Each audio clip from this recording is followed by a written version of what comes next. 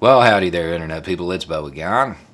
So, today we're going to talk about something that's kind of occurring in the background.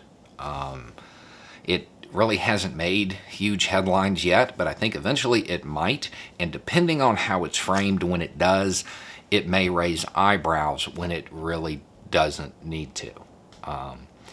Everybody knew that this little piece of news was coming. In fact, it's long overdue.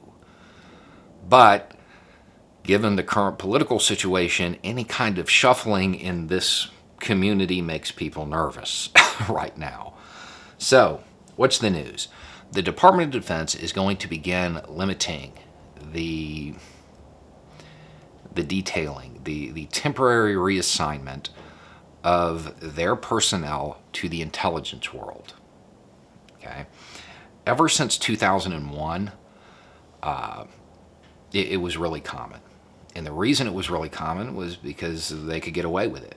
The opposition at the time, well, they didn't have embassies. And nobody needed to maintain deniability. We were advertising that we did this stuff.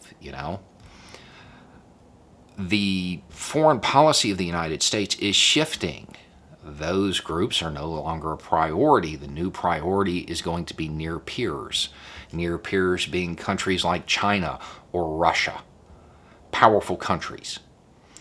So when that little world of people does something, they have to be able to say, oh, that wasn't us, if the people get caught. You can't do that if it's Staff Sergeant whoever that gets caught. There has to be a level of deniability. And I think this is playing into this. This is something everybody knew was coming. But there probably is some kind of dispute, some kind of internal riff that caused it to happen at this exact moment.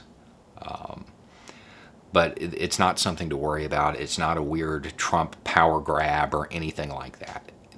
Realistically, this should have happened like 5 years ago. And there are probably a bunch of other reasons that this is occurring.